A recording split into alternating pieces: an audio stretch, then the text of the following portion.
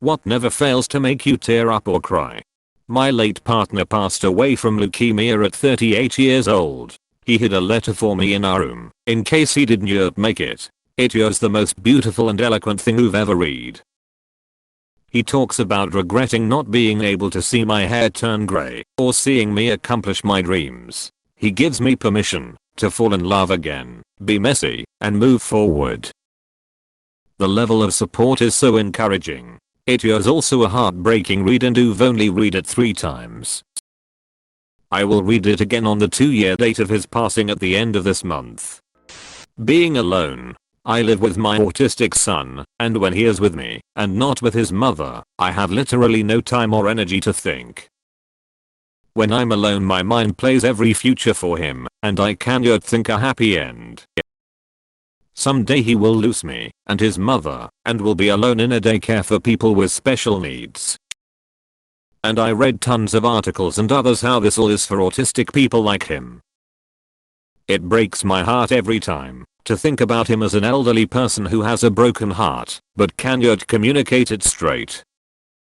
I hope I will be alive long enough to outlive him. I'm just 20 years older. This thread apparently. But in all honesty I'm very emotional lately, so it's no surprise. One particular patient I had working in a trauma center, 19-year-old girl who'd never seen before and didn't know at all.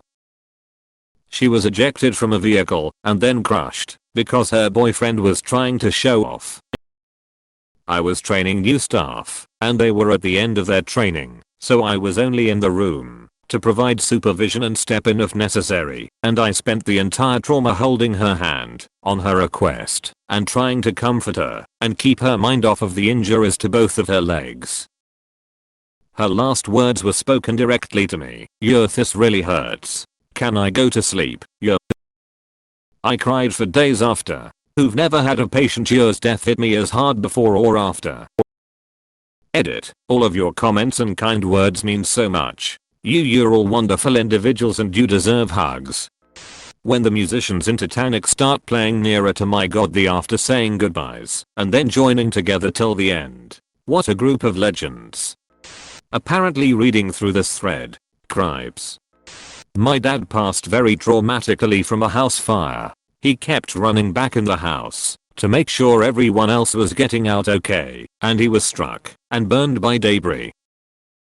He spent 5 days unconscious in the ICU before his heart failed. He had a small YouTube channel where he would mostly record engines he was working on, and when I miss him a lot, I go to those videos and cry every time. Child abuse statements.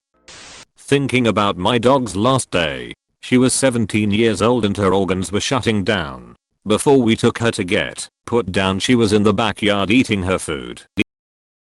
She walked slowly to us while wagging her tail and we took her. When we got home to bury her I looked over at her dog bowl and there was still a bit of food in it. Kills me every time I think of it. The ending monologue of movie The Shawshank Redemption. I find I'm so excited I can barely sit still or hold a thought in my head.